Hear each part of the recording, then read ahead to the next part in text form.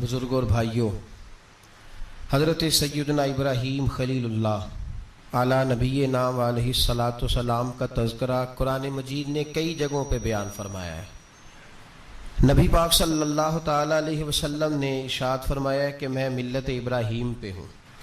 हज़रत इब्राहीम अलैहि सलातो सलाम के सीरत को, सवाने को, उनकी ज़िंदगी के वाक़यात को कुरान मजीद ने मुतअद्दिद मकामात पे बयान किया है।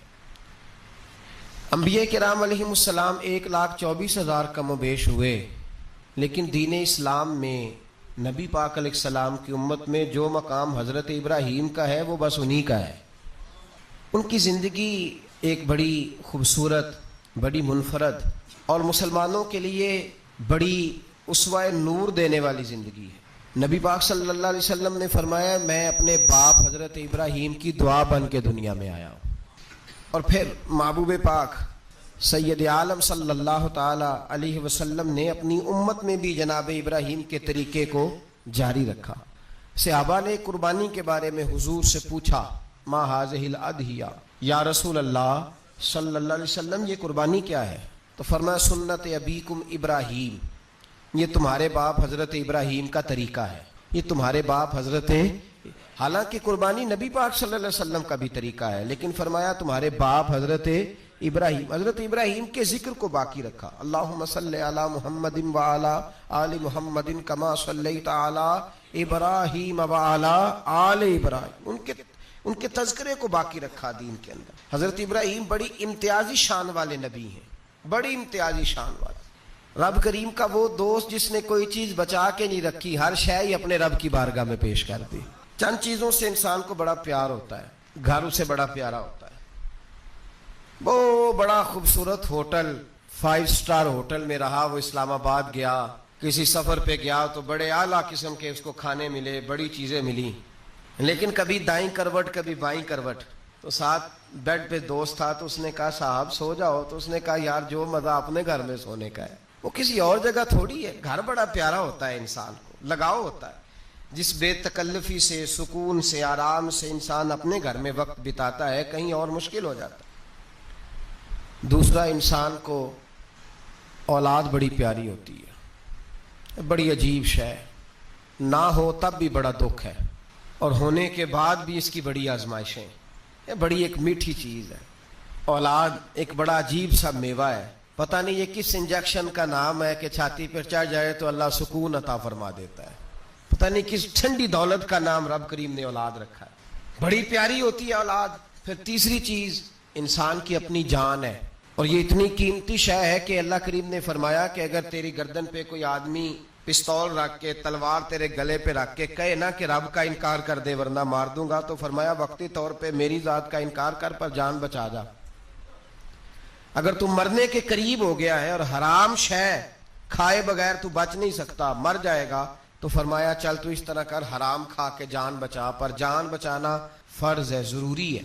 वतन बड़ा प्यारा, औलाद बड़ी प्यारी, जान बड़ी प्यारी। पर हजरत इब्राहीम से रब करीम ने फरमाया चल इब्राहीम कोई चीज दे, तो कहा या अल्लाह तीनों ही तेरे नाम पे कुर्बान करता हूं, तेरी हुई सारी, हर शय तेरी। हजरत इब्राहीम ने दीन के लिए, आप शहर बाबुल के करीब पैदा हुए थे, वहां से मिस्र आए, मिस्र से फलस्तीन आए, और फलस्तीन से आकर के काबा आबाद फरमाया। जिंदगी सफरों में गुजरी। सफर एक तकलीफ वाली चीज है, पर हजरत इब्राहीम ने वतन छोड़ दिया, घर छोड़ दिया। जान बड़ी अजीज होती है। असल में ना जब इंसान जद्दोजहद करता है ना दीन के लिए, तो उसके रास्ते में बड़ी चीजें आती हैं, कभी औलाद, कभी घर, कभी बाहर, कभी हुकूमतें, कभी सियासतें, कभी चुदराहटें, उसके रास्ते में बड़ा कुछ आता है और उसे हर चीज को फेस करना पड़ता है। घर के अंदर भी जंग होती है और घर के बाहर भी लड़ाई होती है। ये आसान है ही नहीं। हम तो खैर हथियार छोड़ के फेंकने वाले लोग हैं, हम भोले भाले लोग हैं। हम कहते हैं मैंने तो कहा था मेहंदी ना करो, पर बेटे नहीं माने, तो भोले जो हुए। इसी तरह हालांकि अगर वो बेटा कहे ना कि अब्बा जी लाओ जिंदगी में सारा कुछ मेरे नाम करो, तो फिर हम भोले नहीं होते, और उस वक्त हम तेज होते हैं, कहते हैं ये कैसे हो सकता है, हाथ काट के दे दूं। उस वक्त नहीं।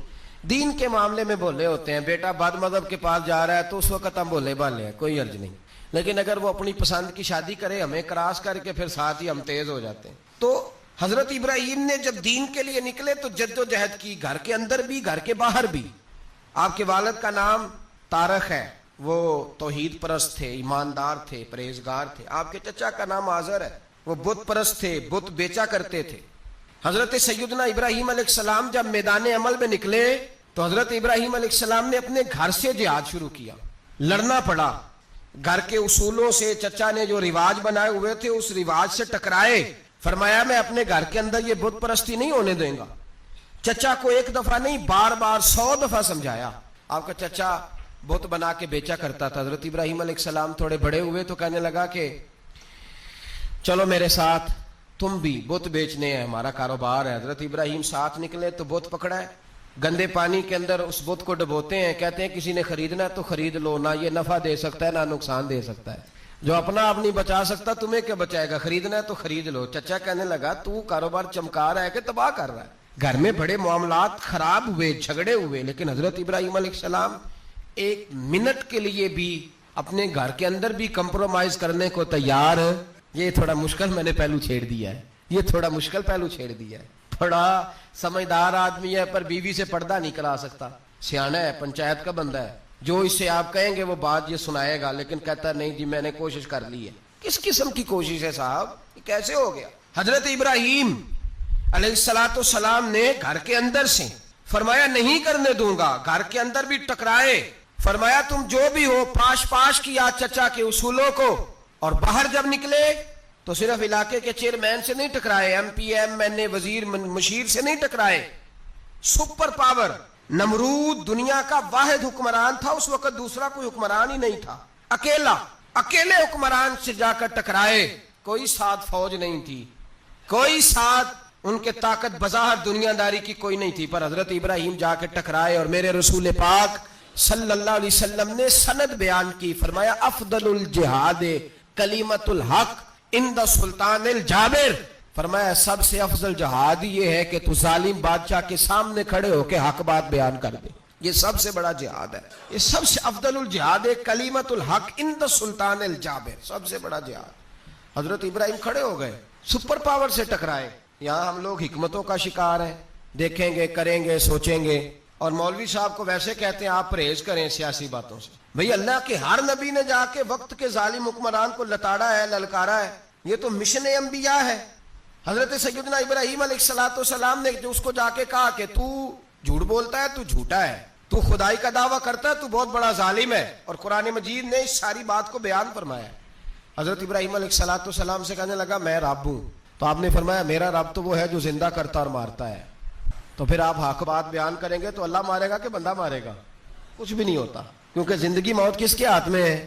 اللہ کے ہاتھ میں، زندگی موت اللہ، کچھ بھی نہیں ہوتا۔ انسان صحیح سمت کا تعین کرے اور صحیح چلے۔ حضرت علی شیر خدا سے کسی نے کہا تھا کہ آپ کے بڑی دشمنی ہے، کوئی محافظ رکھ لیں، آپ فرمانے لگے موت خود بہت بڑی محافظ ہے، وقت سے پہلے آتی ہی نہیں، بڑی محافظ ہے، وقت سے پہلے۔ علامہ نورانی رحمۃ اللہ تعالیٰ علیہ کراچی جیسے شہر میں رہا کرتے تھے، جہاں گام پہ خطرہ تھا، لوگوں نے کہا حضرت اتنے بڑے لیڈر ہو، آپ کی جماعت کی 62 سیٹیں ہوئی قومی اسمبلی میں، ایک ایسا وقت بھی آیا تو کوئی ایک آدمی بندوق والا، آپ فرمانے لگے مجھے ضرورت ہی نہیں، اس لیے کہ جس خدا رسول کے لیے میں نکلا ہوں وہ خود ہی حفاظت کرنے والے ہیں، ضرورت نہیں ان چیزوں۔ تو بھائی حضرت ابراہیم ٹکرائے، اور آپ کا انداز کیا ہے؟ جا کے کہا کہ تو نہیں، خدا وہ ہے جو زندہ کرتا، اور اس نے ایک بیوقوفوں جیسی دلیل دی۔ ایک آدمی کو کل پھانسی دینی تھی تو اس کو بلایا، کہنے لگا تجھے کب پھانسی ہے؟ اس نے کہا کل، کہنے لگا جا تجھے ذات کیا زندگی دی، اس کو چھٹی دے دی۔ ایک عام آدمی بیچارہ بیٹھا تھا، اس کو پکڑ کے نا کہنے لگا اس کی گردن اڑا دو، کہنے لگا دیکھ لو میں بھی زندہ کرتا اور مارتا ہوں، وہ جو کل مرنے والا تھا میں نے زندہ کر دیا ہے، اور جس کو پتہ ہی نہیں تھا کہ میں نے مرنا ہے اسے پکڑ کے میں نے مار دیا ہے۔ یہ بیوقوفوں جیسی دلیل ہے۔ حضرت سیدنا ابراہیم علیہ السلام چاہتے تو اسی وقت دلیل توڑ دیتے کہ تو کیا بیوقوفوں جیسی بات کر رہا ہے، اگر تو زندگی دیتا ہے تو مرے ہوئے میں جان ڈال کے دے جس کو تو نے مارا ہے۔ لیکن حضرت ابراہیم نے دیکھا کہ بیوقوف ہے، بیوقوفوں سے بحث نہیں ہوتی، دلیل بدل لی جاتی ہے، ان کی عقل کے مطابق بات کی جاتی ہے۔ حضرت ابراہیم فرمانے لگے میرا رب وہ ہے جو سورج مشرق سے نکالتا ہے اور مغرب میں غروب کرتا ہے، تو اگر رب ہے تو تو مغرب سے نکال کے مشرق میں غروب کر۔ فبہت الذی کفر، کافر لاجواب ہو گیا، اس کے پاس اس چیز کا کوئی جواب نہیں تھا۔ علامہ اسماعیل حقی نے خوبصورت فکرہ لکھا ہے، خوبصورت جان ڈال دی ایک جملہ کہہ کے۔ حضرت سیدنا علامہ اسماعیل حقی رحمۃ اللہ علیہ فرمانے لگے چونکہ نمرود بیوقوفوں جیسی باتیں کر رہا تھا، اگر وہ یہ کہہ دیتا نا کہ میں سورج کو نکالتا ہوں مشرق سے، میں غروب کرتا ہوں معاذ اللہ مغرب میں نکالتا ہوں، تو آپ اپنے رب سے کہیے کہ وہ مغرب سے نکال کے مشرق میں غروب کرے۔ علامہ اسماعیل حقی فرماتے ہیں رب کریم کی آواز قدرت تھی، مالک حضرت ابراہیم علیہ السلام کے اس اگر وہ کہہ دیتا اور حضرت ابراہیم دعا کر دیتے تو رب کریم نے فرشتوں کو تیار بٹھایا ہوا تھا، فرمایا اگر یہ کہہ دے میرے خلیل سے کہ سورج مغرب سے نکال کے مشرق میں غروب کرنا ہے تو تیار رہنا، جس طرح خلیل کہیں گے ویسے ہی کر دیں گے۔ وَاتَّخَذَ اللَّهُ ابراہیم خلیلا، ابراہیم ہمارا دوست جو ہوا، جیسے کہے گا ویسے کر دیں گے۔ حضرت سیدنا ابراہیم علیہ السلام کی باتوں کا جب جواب نہ دے سکا، دلیل نہیں بندہ دیتا، پھر لڑائی کرتا ہے، پھر جھوٹے موٹے اعتراض کرتا ہے، دلیل ختم ہوتی ہے تو لوگ ذاتیات پہ اترتے ہیں، کہتے ہیں یہ کھانستا صحیح نہیں، دیکھتا صحیح نہیں، دلیل ختم، اب ذاتیات پہ اترے، کہنے لگے مجھے پتہ چلا ہے کہ یہ فلانی جگہ گیا تھا تو وہاں جا کے اس نے اس طرح کیا ہے، پھر لوگ ذاتیات پہ اترتے ہیں، جب دلیل کا جواب دلیل سے نہیں دے پاتے پھر ذاتیات پر اتر کر حملے کرتے ہیں۔ حضرت ابراہیم کے دلائل کا جواب نمرود نہ دے سکا تو کہنے لگا کہ اس کو آگ میں ڈال دو۔ قوم گئی ہوئی تھی ساری، آپ نے بات سنی ہوئی ہے، میں نے صرف اشارہ دینا ہے، میلے پہ تو حضرت سیدنا ابراہیم علیہ السلام نے سارے بت توڑ دیے، کلاڑا بڑے بت کی گردن پہ رکھا، واپس آئے کہنے لگے بت کس نے توڑے ہیں؟ تو فرمایا اس سے پوچھ لو جس کی گردن پہ کلاڑا ہے۔ کہنے لگے یہ تو بول ہی نہیں سکتا، تو فرمانے لگے بڑے بیوقوف ہو جو بولتا ہی نہیں، سنتا ہی نہیں، اپنا آپ نہیں بچا سکتا، اس کی پوجا کرتے ہو؟ کہنے لگے پکڑو دلیلیں ختم ہو گئی، اس کو آگ میں ڈالو۔ بہت بڑی حویلی 45 فٹ مربع پہ مشتمل ایک حویلی بنائی گئی اور 45 فٹ اونچی۔ مختلف روایات علامہ اسماعیل حقی کہتے ہیں کہ 3 مہینے تک نمرود نے کہا کہ اس کے اندر لکڑیاں ڈالو۔ لوگ پوچھنے لگے کتنی دنیا جلانی ہے؟ کہنے لگا بندہ تو ایک جلانا ہے پر بندہ بڑا تگڑا ہے، ایک بندہ۔ 3 مہینے لکڑیاں ڈالی گئیں، اور لوگوں کی جو تہمات ہوتی ہیں نا وہ بڑی عجیب ہوتی ہیں۔ تہمات میں نے بڑی تفصیل سے رمضان المبارک میں گفتگو کی تھی، بدشگونی تہمات لوگ لیتے ہیں، اس وقت بھی لوگ تہمات کا شکار ہو گئے، عقیدہ بگڑ جاتا ہے تو وہ عجیب و غریب باتیں کرنے لگتا ہے، تہمات کا شکار ہو گئے۔ بیبیاں نظر مانتی، میں بیمار ہوں اگر صحیح ہو گئی تو اتنے من لکڑی دوں گی حضرت ابراہیم کی آگ جلانے کے لیے۔ ایک عورت لے کے جا رہی ہے لکڑیاں، تو ایک نیک دل آدمی نے اس سے پوچھا کہاں جا رہی ہو؟ کہنے لگی میں نے منت مانی تھی تو حضرت ابراہیم علیہ السلام کو معاذ اللہ جلانے کے لیے لکڑیاں لے کے جا رہی ہوں۔ تو وہ رب کریم کے بندے کہنے لگے تو ڈھونڈتی رہے گی تجھے وہ جگہ ملے گی نہیں۔ وہ بی بی کئی مہینے گھومتی رہی، جگہ ہی نہیں ملی جہاں لکڑیاں ڈالنی، ماری گئی۔ تہمات کا شکار ہوئے بہت سارے لوگ، تہمات کا۔ بھائی تہمات دین کے اندر منع ہے، تہمات دین میں کوئی نظر ماننا، کوئی کسی بزرگ کے مزار پہ جا کے سالے ثواب کے لیے کوئی چیز ماننا، یہ تو درست ہوا، لیکن غیر شرعی نظریں مان لینا کہ میں آ کے گرد چکر لگاؤں گا، میں جناب وہاں جا کے یہ والا تماشا کروں گا، میں دھاگا باندھوں گا، میں رسا کاٹوں گا، میں وہاں گندے اور سے پانی پیوں گا، ان کی شریعت اجازت؟ یہ تہمات ہیں، بدشگونی ہے، دین میں ان کی کوئی گنجائش؟ آپ نظر ماننے سے پہلے بھی کسی عالم سے رابطہ کریں کہ میں منت مانگنے لگاؤں تو کیسے ماننی چاہیے، اس کا طریقہ پوچھیں، ایسے ہی غلط چیز کی منت تھوڑی مان لی جائے گی۔ بہرحال آمدام برسر مطلب حضرت ابراہیم کے لیے آگ جلائی گئی، 45 فٹ اونچی آگ ہے، پرندہ بھی اوپر سے گزرتا ہے تو نیچے گر جاتا ہے جل کے، اتنے دن لگا کے آگ جلائی گئی۔ اب حضرت ابراہیم کو جلایا جانے لگا ہے۔ یہاں تو موجے ہے نا، جو کسی ادارے کا سربراہ ہے اس کے لیے موج ہے، کسی جگہ آفیسر بن گیا تو موج ہے، پیر صاحب کے لیے موج ہے، علامہ صاحب کے لیے موج ہے، خطیب صاحب کے لیے موج ہے۔ جلنا کس کو پڑتا ہے؟ وہ علی کوئی نہیں رہا اللہ ماشاء اللہ، وہ لوگ گزر گئے جو تکلیفیں سہ کے کام کرتے تھے، گزر گیا زمانہ۔ حضرت سیدنا ابراہیم علیہ السلام کو جلایا جانے لگا ہے تو اب اتنی بڑی آگ ہے تو ڈالیں کیسے؟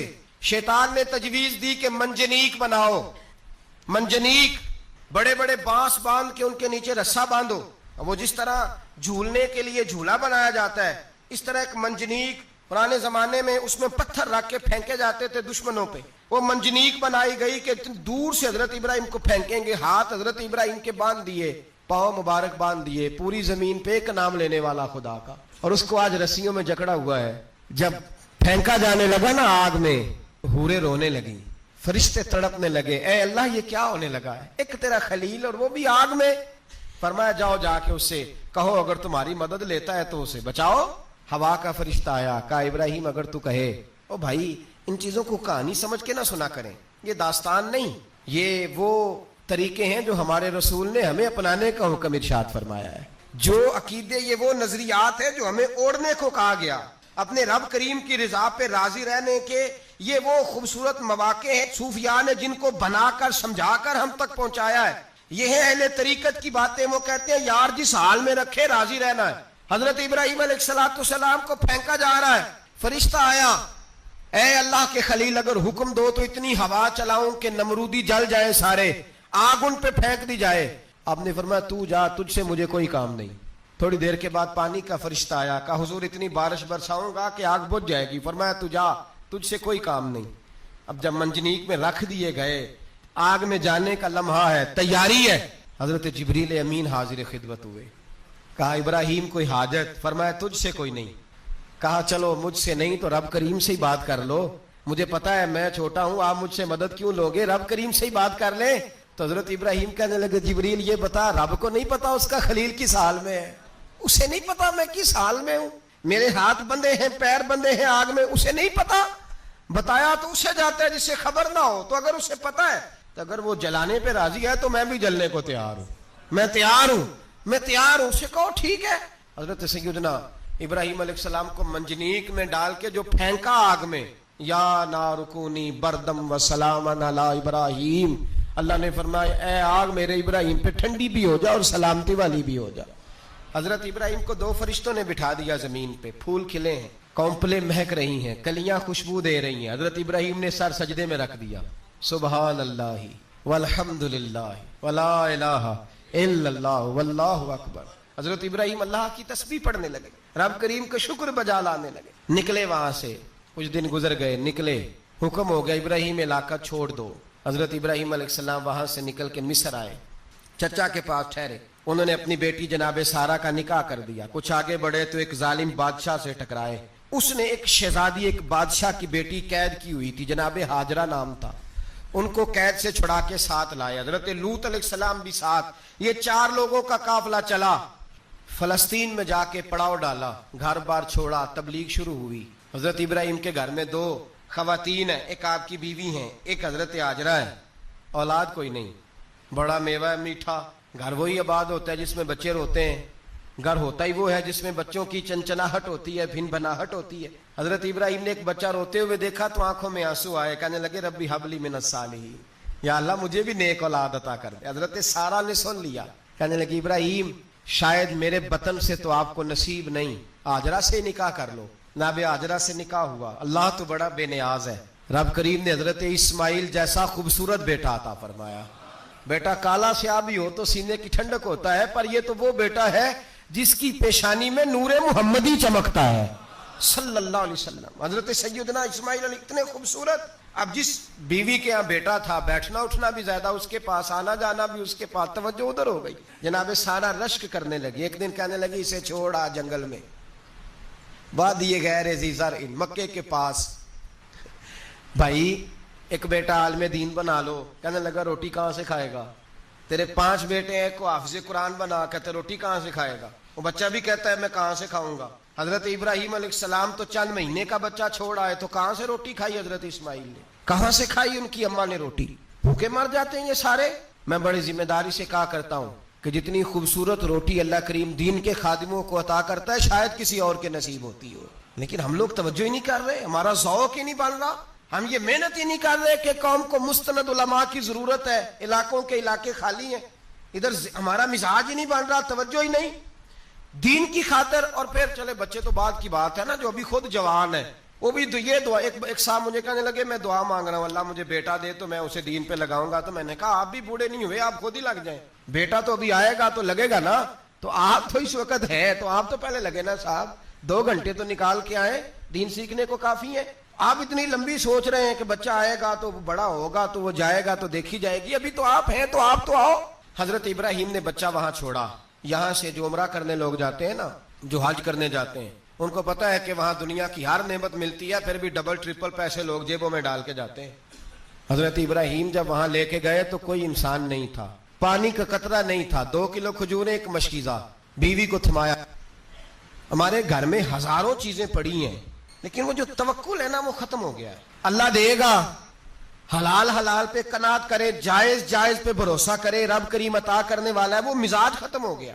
حضرت سیدنا ابراہیم علیہ السلام 2 کلو کھجوریں 1 مشکیزہ پانی کا دے کر کے اور وہاں بٹھایا آپ نے اپنے بچے کو اور اپنی زوجہ جناب ہاجرہ کو, اور بٹھا کر کے واپس پلٹنے لگے تو حضرت ہاجرہ سلام اللہ علیہ نے آواز دی, کہا ابراہیم کس کے سہارے پہ چھوڑ کے جا رہے ہو؟ جہاں آب زمزم کا کنواں ہے نا, جو لوگ گئے ہیں جنہوں نے صفا مروہ کی صحیح کی ہے, صفا مروہ سے باہر نکلے نا, سرکار کی ولادت کا مقام ہے, اس جگہ پہ آب زمزم کا کنواں تھا, وہاں حضرت سیدنا ہاجرہ کو بٹھایا. کوئی چیز نہیں, کوئی درخت نہیں, کوئی کھیت نہیں, کوئی پانی نہیں, کوئی کنواں نہیں, وہاں بٹھایا اور بٹھا کر کے نکلنے لگے تو جناب ہاجرہ فرمانے لگی ابراہیم کس کے سہارے پہ چھوڑ کے جا رہے ہو؟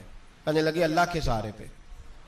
تو پاک باز بی بی نے ایک لفظ پوچھا, کہا ابراہیم یہ میرے رب کا حکم ہے, یہ میرے, بس جن کا عقیدہ توحید مضبوط ہو ان کے لیے ایک جملہ کافی ہوتا ہے, یہ میرے اللہ کا حکم ہے. تو جناب ابراہیم علیہ السلام فرمانے لگے ہاجرہ ہاں رب کا حکم ہے. جب یہ لفظ کہے تو چاہیے تھا نا حضرت ابراہیم تسلی دیتے, تو بی بی صاحبہ تسلی دینے لگی, عرض کرنے لگی ابراہیم اگر اللہ کا حکم ہے تو پھر آپ ہماری فکر نہ کرنا, اگر یہ رب کا حکم ہے تو پھر ہماری فکر نہ کرنا, جس رب نے ہمیں یہاں تک پہنچایا ہے وہ ہمیں کبھی بھی ضائع نہیں فرمائے گا, پھر فکر نہ کرنا. حضرت ابراہیم آ گئے, بات آپ نے سنی ہوئی ہے, اشارہ کرنا مقصود ہے. 13 سال میں چلے مان بھی لیا جائے بعض روایات کی روشنی میں کہ آتے جاتے بھی رہے, لیکن مکمل دیکھ بھال اپنے بچے کی پرورش میں پورا حضرت ابراہیم علیہ السلام کا کردار, سارا کردار ماں کا تھا. میں جب خواتین کے بارے میں کوئی بات کرتا ہوں تو میں آپ کو اکثر کہتا ہوں کہ یہ صرف بیوی کے لیے حکم نہیں ہوتا, یہ ٹریننگ بیٹی کو دینی ہے اور بہن کو دینی ہے, یہ تربیت کرے اپنے گھر میں. میں تجربے کی روشنی میں یہ بات عرض کیا کرتا ہوں کہ بھائی بچے باپ کے فرما بردار اس وقت ہوتے ہیں جب اماں انہیں باپ کا فرما بردار کرتی ہے, اور بچے باپ کے نافرمان بھی تب ہوتے ہیں جب اماں انہیں باپ کا. میں نے اپنے کانوں سے سنا ایک دفعہ ایک بچہ اپنے باپ سے کہہ رہا ہے آپ نے تو ساری زندگی باہر گزار دی, پیسے کمانا کون سا مشکل کام ہے, دکھ سکھ تو سارے اماں نے برداشت کیے, سکولوں میں وہ جاتی تھی, فلانا کام وہ کرتی تھی, فلانا کام. اب یہ سوچ اس کی ذاتی تو نہیں, یہ اس کو دی گئی ہے, اور اگر اس کو یہ سوچ دے دی جائے کہ اماں کہے کہ میں تو اپنوں میں رہی ساری زندگی, میں نے تو اپنوں میں وقت گزارا, اور تیرا باپ تو کئی دفعہ جنازے بھی نہیں پڑھ سکا, اس نے تو ماں باپ ایسے دفن کر دیے, وہ اگر یہ سوچ فراہم کرے تو پھر بچہ باپ کا فرما بردار ہوتا ہے. اور یہ والی روایتیں ہم بیوی کو سناتے ہیں, حالانکہ کس کو سنانی چاہیے بولیے؟ بہن اور بیٹی کو. بہن اور بیٹی کو سنائیں یہ باتیں, ان کو سمجھائیں تاکہ آگے جا کے وہ جو گھر ترتیب دیں وہ گھر بڑا عمدہ اور نکھرا ہوا ہو. حضرت سیدنا ابراہیم 13 سال کے بعد آئے, چونکہ گھر میں اللہ تبارک و تعالیٰ کی دوستی کا چرچا تھا, اللہ تبارک و تعالیٰ کی محبوبیت کا غلبہ تھا. 13 سال کے بعد فلما بالغ معہ سعیا, بیٹا جب اتنا بڑا ہوا کہ ساتھ چلنے لگا تو حضرت ابراہیم نے اپنے بیٹے کو بلا کے کہا بیٹا مجھے خواب آئی ہے, میں تجھے ذبح کر رہا ہوں, تیری کیا رضا ہے؟ تو حضرت اسماعیل کہنے لگے یا ابت افعل ما تؤمر, ابا جی اللہ جیسے حکم دیتا ہے میرے ساتھ ویسے ہی کریں, جیسے اللہ حکم دیتا ہے ویسے ہی بولیے ویسے ہی کریں. حضرت ہاجرہ کو کہا کہ ایک دوست نے دعوت کی ہے تو وہاں جا رہے ہیں, بی بی مطمئن ہے, تفصیلات کی ضرورت نہیں, ختم بات, اعتبار ہے, مطمئن ہو گئی. شیطان پیچھے سے آیا اماں کے پاس, ذرا تھوڑی دیر کے لیے تصور جمائیے, یہاں تو پڑوسن آ کے کوئی بات بتا دیتی ہے خاوند کے بارے میں تو کئی مہینے جھگڑا جاری رہتا ہے, پڑوسن محلے دار. شیطان نے آ کے بتایا لفظ کیا ہے؟ کہا حضرہ تمہیں پتا ہے کہاں جا رہے؟ کہا دوست کی دعوت میں. تو کہنے لگے دوست کون ہے؟ رب کریم, اور ابراہیم کا خیال ہے کہ اس رب نے مجھے حکم دیا ہے کہ میں ذبح کروں. تو حضرت ہاجرہ کہنے لگی کبھی باپ بھی بیٹا ذبح کرتے ہیں؟ شیطان کہنے لگا ان کا خیال ہے کہ ان کے رب نے حکم دیا ہے. تو جناب ہاجرہ فرمانے لگی اگر رب نے حکم دیا تو پھر تو مجھے شیطان لگتا ہے, تو مجھے شیطان لگتا ہے. کہا کیا مطلب؟ فرمانے لگی اگر رب کریم کا حکم ہے تو میرے پاس ایک اسماعیل ہے, اگر 1000 بھی ہوتے میں سارے اللہ کے راستے میں پیش کر دے دیتی. مالک کا ہی تو ہے سارا کچھ, اسی کا ہے, اس میں لیت اللہ کی کیا گنجائش؟ حضرت سیدنا ابراہیم علیہ السلام نے بیٹے کے حلق پہ چھری رکھ بھی دی اور چھری چلا بھی دی, رکھ بھی دی, اور وہ تو اللہ کریم نے فرمایا یا ابراہیم قد صدقت الرؤیا, ابراہیم تو نے خواب سچا کر دکھایا, وہ قیامت تک تیرا نام رہے گا. حضرت ابراہیم نے وطن بھی دیا, جان بھی دی, بیٹا بھی, اللہ کریم نے دمبے دیے, فرمایا یہ فدیہ ہے. اب یہ قربانی قیامت تک حضرت ابراہیم کے طریقے کے مطابق جاری ہے, حضرت ابراہیم کے حضرت ابراہیم بہت بڑے مہمان نواز تھے، بہت بڑے. آپ جب مصر میں قیام تھا تو بڑے بڑے لمبے چوڑے لنگر پکتے تھے، لوگ آیا جایا کرتے تھے، بڑا تفصیل کے ساتھ کھانا ہوتا تھا. مہمان نوازی آپ کی خاص صفت مبارکہ ہے. ہمارے ہاں بھی مہمان نوازی ہوتی ہے امیروں کی، بلکہ اب تو مہمان نوازی اس طرح کی ہے کہ کل تیری میرے پاس دعوت ہے اور پرسوں میری تیرے پاس ہے. وہی امیروں میں وہ چکر رہتا ہے، پارٹیاں دوست ایک دوسرے کو ڈالتے ہیں، تیری طرف پارٹی تیری طرف. اور اسی انداز میں اب یہ عید آئے گی نا، ٹکا پارٹیاں ہوں گی جگہ جگہ. اور لوگ سوال پوچھنے لگے ابھی سے، کہتے ہیں قربانی کا کتنا گوشت گھر رکھنا جائز ہے، قربانی کا کتنا گوشت گھر رکھنا جائز ہے. سارا ہی جی اس لیے فریزر لے لے، فریج سے نہیں کام چلے گا. سارا ہی جہاز گھر رکھنا سارا ہی جائز ہے، رکھ لیں. او خدا کے بندے، قربانی وہ بندہ دیتا ہے جو سارا سال ہی گوشت کھاتا ہے. صحیح کہہ رہا ہوں؟ قربانی صاحب نصاب صاحب استطاعت بندہ دیتا ہے نا، تو وہ سارا سال ہی گوشت، تو سارا گھر میں رکھنا بھی جائز ہے. لیکن سارا دے دینا بھی، تو جو آ رہی ہے اس پہ کیوں توجہ کرتے ہو؟ جو دوسرا جائز ہے اس پہ کیوں نہیں عمل کرتے؟ سارا تقسیم کر دیں، بات ختم ہوئی. یقین کریں محرم میں جا کے دوست ٹیلی فون کر کے سوال پوچھتے ہیں، کہتے ہیں صاحب سنا ہے قربانی کا گوشت محرم میں کھانا جائز نہیں. میں کہ نہیں، ربیع الاول چ بھی جائز جے، رجب رمضان تک کھاؤ، کوئی بندہ نہیں منع کرتا. اس لیے کہ کسی کو دینا تو پسند ہی نہیں. یا پھر اس میں سے جو خاص خاص چیزیں ہیں وہ اپنی فریج میں، اور باقی جو ہے وہ دوسروں کے لیے. یہ کیا طریقہ ہے ہمارا؟ اور اسی پہ عمل ہے. اللہ تبارک و تعالی ہمیں سمجھنے کی توفیق عطا فرمائے. حضرت ابراہیم بہت بڑے مہمان نواز تھے. صرف قربانی نہیں دیتے تھے، سارا سال بہت سارا لنگر، بہت سارا کھانا پینا، بہت ساری چیزیں جاری رہتی تھی. اور جتنے غریب لوگ تھے فلسطین کے، ان کو پتا تھا کہ حضرت ابراہیم علیہ السلام کا لنگر جاری ہے. فلسطین میں جب آپ کا قیام تھا، ایک دفعہ ڈھیروں مہمان آ گئے اور کھانے کو کوئی چیز نہیں. حضرت سارہ اور جناب ہاجرہ دونوں اس وقت موجود تھیں. وہ کہنے لگی ابراہیم بہت سارے مہمان آ گئے تو کیا کریں؟ جناب سارہ کہنے لگی کس طرح کر کے ان کی مہمان نوازی کرنی؟ اور حالات یہ ہے کہ قحط پڑا ہوا ہے فلسطین میں، مصر میں، دور دراز علاقوں میں. تو حضرت ابراہیم کہنے لگے یہ اللہ کے مہمان ہیں اور ہمیں رب کریم کا بندہ سمجھ کے آ گئے، اللہ ہی بندوبست کرے گا. فرمانے لگے میرا مصر میں ایک دوست ہے، وہ قحط کے دنوں میں غلہ جمع کر لیتا ہے، میں اس کی طرف پیغام بھیجتا ہوں، مجھے امید ہے وہاں سے غلہ ملے گا. 2 3 5 اونٹ والے غلام بلائے اور ان کو کہا کہ جاؤ غلہ لے آؤ مصر کے دوست سے. وہ لوگ کہتے ہیں ہم غلہ لینے گئے. وہاں جب پہنچے تو حضرت ابراہیم خلیل اللہ علیہ السلام کا پیغام دیا تو آپ کا وہ دوست کہنے لگا غلہ تو بے شمار تھا، مجھے خبر نہیں تھی کہ حضرت ابراہیم کا پیغام آئے گا، تو میں تو سارا تقسیم کر چکا ہوں. لوگ لے گئے، اب تو کوئی شے نہیں. اب وہ خالی آ گئے 5 کے 5 اونٹ. جب خالی آئے تو حضرت ابراہیم کی حویلی کی دیواریں چھوٹی چھوٹی تھیں. ان غلاموں میں سے، خادموں میں سے، آپ کے ان چاہنے والوں میں سے ایک کہنے لگا یار وہ غریب تو انتظار کر رہے ہوں گے کہ غلہ لینے گئے ہیں، ہمیں روٹی ملے گی. چھوٹی چھوٹی دیواریں ہیں، وہ جب دیکھیں گے نا خالی آ گئے تو انہیں تکلیف ہوگی. اس طرح کرو بوریوں میں ریت بھر لیتے ہیں، ریت بھر کے لے جاتے ہیں، بعد میں اندر رکھ کے انہیں سمجھا بہلا لیں گے یا حضرت ابراہیم کو بتائیں گے، وہ خود ہی ان لوگوں کی دل جوئی فرمائیں گے. اب غلہ کی جگہ ریت بھر کے اونٹوں پہ رکھ کے لائی گئی. لا کے بوریاں جب رکھ دی گئیں، حضرت ابراہیم علیہ السلام دوپہر کے وقت آرام فرما رہے تھے.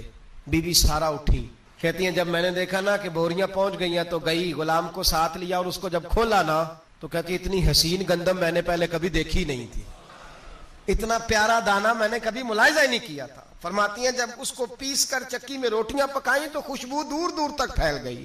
اعلیٰ غذا بنی، بڑے بڑے کھانے بیویوں نے مل کے پکائے، چن دیے گئے. حضرت ابراہیم اٹھے تو لوگ کھانا کھا رہے، سجدہ شکر ادا کیا، اور جب سجدے میں گئے تو وہی آنے لگی، پھر رونے لگے.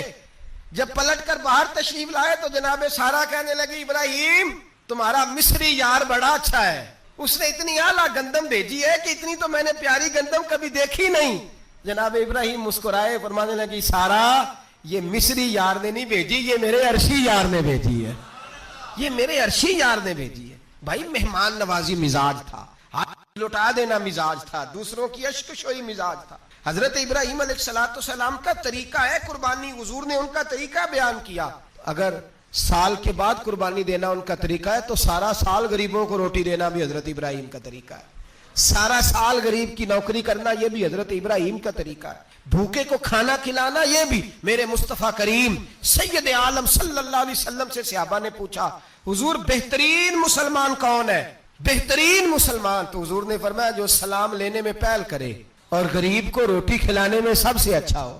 وہ بہترین مسلمان ہے, زبردست مسلمان. ہمارے ہاں دعوتیں ہوتی ہیں تو امیروں کی, افطاریاں ہیں تو امیروں کی, اور میرے مصطفیٰ کریم علیہ السلام نے فرمایا بدترین دعوت ہے جس میں امیر بلائے جائے غریب نہ بلائے جائے. وہ بدترین دعوت حضرت ابراہیم کا طریقہ رہا, ساری زندگی مہمان نوازی.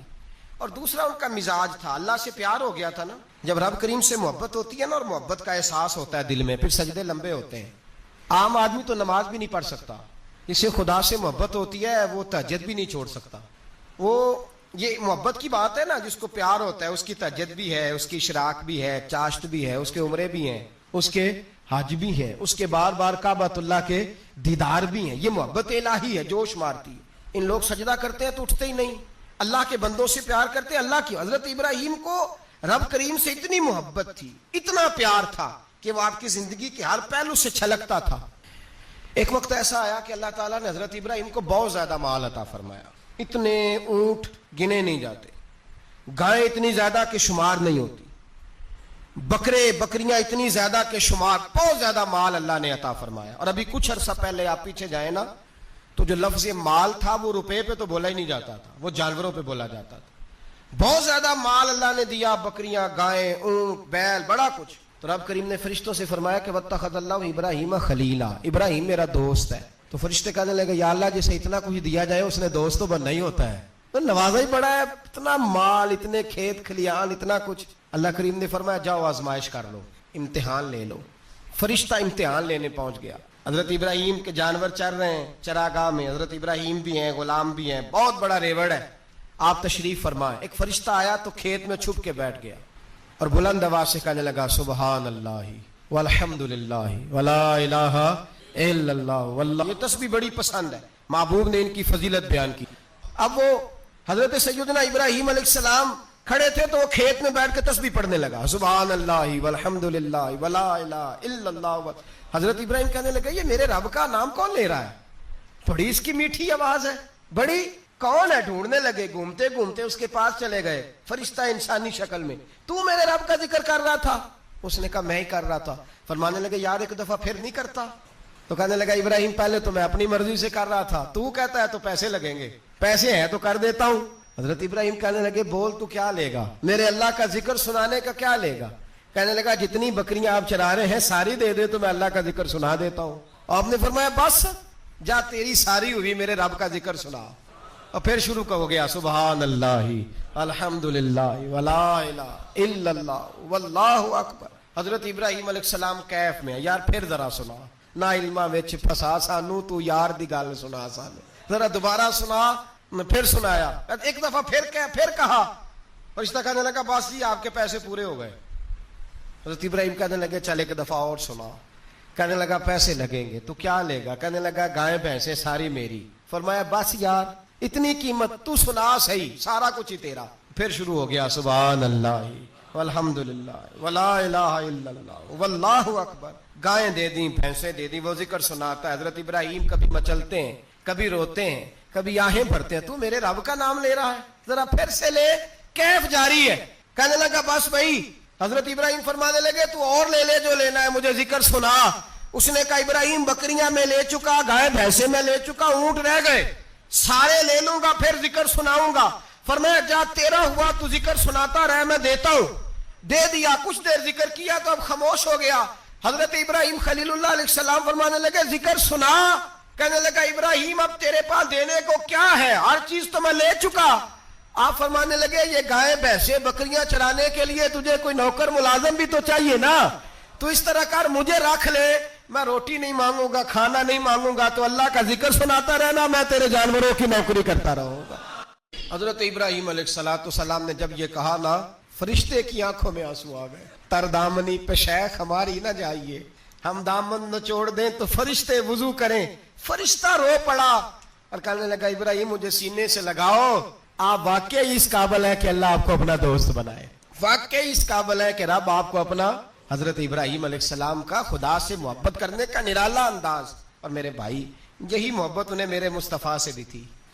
ایک نبی گھر بنا رہا ہے, دوسرا بنوا رہا ہے. حضرت اسماعیل علیہ السلام پتھر اٹھا کے لا رہے ہیں, جناب ابراہیم بنا رہے ہیں. جب خانہ کعبہ بن گیا تو کہنے لگے ربنا وابعث فیہم رسولا, اے اللہ اب اسے بسانے کے لیے اپنا آخری رسول بھی عطا فرما۔ نبی پاک فرماتے ہیں میں دعا ہوں حضرت ابراہیم کی۔ یہ قربانی حضرت ابراہیم کا طریقہ ہے۔ حضور نے اگرچہ نبی پاک کی اپنی سنت تھی، یہ بھی کہہ سکتے تھے سنتی و سنت ابیکم ابراہیم، میری سنت ہے اور تمہارے باپ ابراہیم کی سنت ہے، یہ نہیں فرمایا۔ جب صحابہ نے کہا قربانی کیا ہے، فرمایا سنت ابیکم ابراہیم، یہ تمہارے باپ ابراہیم کی سنت ہے۔ ہر صاحب نصاب پر قربانی واجب ہے، جو زکوٰۃ کا نصاب رکھتا ہو اس پر قربانی واجب ہے، یعنی ضروریات سے زیادہ اتنے پیسے جتنے پیسوں سے زکوٰۃ فرض ہوتی ہے، اتنے پیسے جس آدمی کے پاس قربانی سے پہلے پہلے آ جائیں اس آدمی پر قربانی کرنا واجب ہے۔ بکرا، چھترا، دمبا 1 سال کا یا دمبا 6 مہینے کا ہو پر اتنا بڑا محسوس ہوتا ہو کہ لگے کہ 1 سال کا ہے، اس کی قربانی ہو سکتی ہے۔ جانور میں کوئی عیب نہیں ہونا چاہیے، اتنا کمزور نہ ہو کہ ذبح جہاں اسے کرنا ہے وہاں وہ چل کے جا نہ سکے، اتنا کمزور جانور نہ ہو، اس کے اندر بظاہر کوئی اتنا بڑا نقص نہ پایا جاتا ہو، کانا نہ ہو، لنگڑا نہ ہو، کوئی اس کی ہاتھ نہ کٹے ہوئے ہوں، ایسا نقص جو واضح ہو۔ بکرا 1 سال کا، گائے اور بھینس یہ 2 سال کی، اونٹ 5 سال کا۔ اب اس میں یہ ہے کہ ہمارے بہت سارے دوست چونکہ ہم دیہاتی لوگ ہیں تو پوچھتے ہیں کہ دوندا نہیں ہے تو چوگا نہیں ہے، تو یہ ہماری پنجابی کی اصطلاحات ہیں، پنجابی کی۔ شریعت اسلامیہ نے سال بتائے ہیں، یہ تو ہم نے اپنی آسانی کے لیے یا دیہاتوں میں جو ماحول تھا اس طرح کا جانور لیں، خوبصورت جانور لیں۔ جو نصاب ہے وہ بھی میں نے آپ کو بتایا، لیکن ایک اور پہلو بھی ہے، نبی پاک صلی اللہ علیہ وسلم پہ زکوٰۃ کبھی فرض نہیں ہوئی، کبھی حضور پہ زکوٰۃ فرض نہیں ہوئی۔ نبی پاک صلی اللہ علیہ وسلم کے پاس اتنا سرمایہ کبھی اکٹھا ہوا ہی نہیں کہ زکوٰۃ فرض ہو، لیکن نبی پاک کے صحابہ فرماتے ہیں کہ مدینے کے 10 سالوں میں اللہ کے رسول نے ہر سال قربانی فرمائی ہے، ہر سال قربانی دی، اور جس سال حضور حج کرنے گئے اس سال اللہ کے نبی نے 63 اونٹ ذبح فرمائے، اور حضور صلی اللہ علیہ وسلم جب اونٹ ذبح کرنے لگتے نا تو صحابہ کہتے ہیں اونٹ خود دوڑ کے حضور کے سامنے آ کے لیٹ جاتا، اور نبی پاک اسے ذبح کرتے اور فرماتے ہیں ایک دوسرے کو دھکے دیتے اونٹ کے، پہلے میں نے جانا ہے ذبح ہونے کے لیے، پہلے میں نے، انہیں پتا تھا کہ جو مصطفیٰ کے ہاتھوں ذبح ہوگا وہ تو دائمی زندگی پا جائے گا، یہاں بھی وہاں بھی زندہ۔ 63 اونٹ ذبح کیے، ایک اونٹ میں کتنی قربانیاں ہوتی ہیں؟ 7۔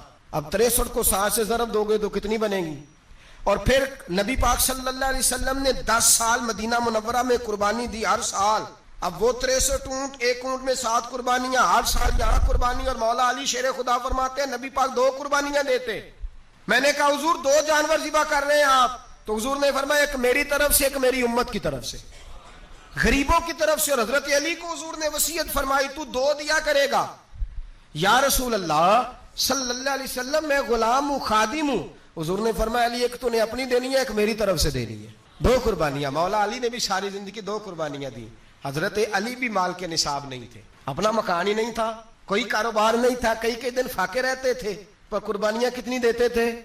2۔ ہمارے پاس ویسے اگر سسرال میں، میکے میں، کزنوں میں کوئی شادی ہو جائے تو 50-60 ہزار کا خرچہ برابر ہے، وہ پکا ہے، اور قربانی کی باری غریب ہو گئے، سارے غریب ہو گئے، کہتے نہیں یہاں مشکل ہے۔ او خدا کے بندے، اللہ کے ساتھ تجارت کر، اس کے رستے میں 1 دے گا، رب تجھے 70 گنا اضافہ کے ساتھ عطا فرمائے گا۔ قربانی مال کے نصاب پہ ہے۔ کوشش کیا کریں کہ اللہ کے رستے میں جب دینا ہو پھر لیت اللہ سے بچیں، خوبصورت جانور لائیں جن کو اللہ نے توفیق دی ہے، ان کے لیے نصیحت ہے جن کو اللہ نے توفیق دی۔ میں نے اپنے حضرت صاحب کو دیکھا ہے، وہ کہتے تھے کئی جانور اللہ نے بڑا نوازا ہے، کہتے ایک میرا ہے، ایک میرے ماں کا، ایک میرے باپ کا ہے، ایک میرے فلاں استاد صاحب کا، ایک میرے پیر صاحب کا ہے، یہ جانور غوث اعظم جیلانی کا نام کا دے رہا ہوں۔ اور پھر ایک بڑا خوبصورت جانور بندہ ہوتا اور حضرت خود ان کو چارہ ڈال رہے ہوتے، تو حضور یہ کیا ہے؟ فرمانے لگے یہ میں رسول اللہ کے نام پہ قربان کروں گا، یہ نبی پاک کے نام پر قربان کیا جائے گا۔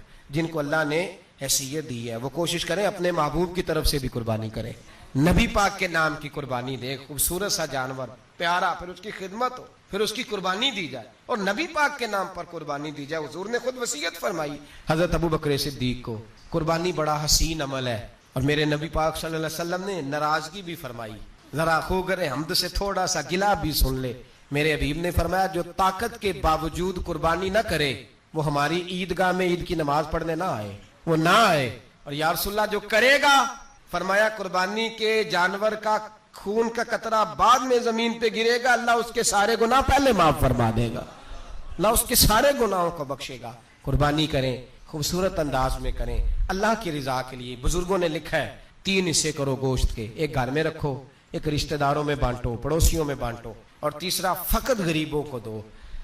लेकिन मैं अक्सर ये सोचता हूँ कि हमारे यहाँ कुर्बानी करता ही वो है जिनके घर में हर जुमेरात को छोटा गोश्त पकता है, और जिनके घर में हफ्ते में 3 दफा मुर्गी का गोश्त पकता है, वही तो कुर्बानी देने के काबिल होते हैं। तो वो भी अगर कुर्बानी के बकरे में से भी तीसरा रखना चाहें तो इजाजत तो है, मैंने कहा सारा रखने की भी इजाजत है। लेकिन अगर आप मेहरबानी करें, कोशिश करें कि यार हम तो सारा साल ही खाते हैं, और हमारे यहाँ जो गोश्त तकसीम होता है ना, वो भी बारी लगी हुई है। उधर से प्लेट आई थी गोश्त की तो इधर से भर के चली गई। भाई उसने की है, उसको बार बार गोश्त देने का क्या मतलब है? आप ये देखें अजीजों में, रिश्तेदारों में, और मैं अगर थोड़ा सा आपकी तवज्जो कराने में कामयाब हो जाऊं तो सफेद पोश लोगों को देखें। कुछ सफेद पोश हैं, सफेद पोश जिनके ऊपर कर्जे हैं, बीमारियों ने जकड़ लिया है, घर में बड़े बड़े सख्त मरीज आ गए हैं, सफेद पोश पहले दिया करते थे। आप उनसे पूछते हैं साहब कुर्बानी, तो बात को टालते हैं। वो कहते हैं सोच रहा हूं कोई हिस्सा उस्सा डाल जाए, पर्दा पोशी करते हैं, कहते हैं कहीं हिस्सा रखा हुआ, पर्दा पोश। अक्सर वो लोग कुर्बानी नहीं दे पाते, अक्सर दिया करते थे, अब नहीं दे पा रहे। क्यों? इसलिए कि मुश्किलात ऐसी आ गई। उन लोगों का ख्याल करें, उनके घरों तक गोश्त पहुंचा के आए, उन पर तवज्जो करें। वो सफेद पोश आदमी कभी जिक्र नहीं करेगा। कुछ तो ऐसे हैं जो खुद पहुंच जाते हैं कि हमें गोश्त दिया जाए, लेकिन कुछ सफेद पोश हैं, ला यसअलून अन्नास इल्हाफा। अल्लाह फरमाते कुछ लोग लिपट लिपट के सवाल नहीं करते, सफेद पोशी का भरम रखते हैं, का मिजाज नहीं। उनकी तरफ देखें, अपने रिश्तेदारों को देखें, खास कर उन रिश्तेदारों को देखें जिनका आपको पता है कि गरीब हैं, मजबूर हैं, उनके घरों में गोश्त भेजें। गरीब बेटियों, गरीब बहनों का ख्याल करें, उस तरफ मुतवज्जे हों, उनके साथ उसने सलूक करें, उस तरफ आप लोग ख्याल करें। अल्लाह हमें समझने की तौफीक अता फरमाए।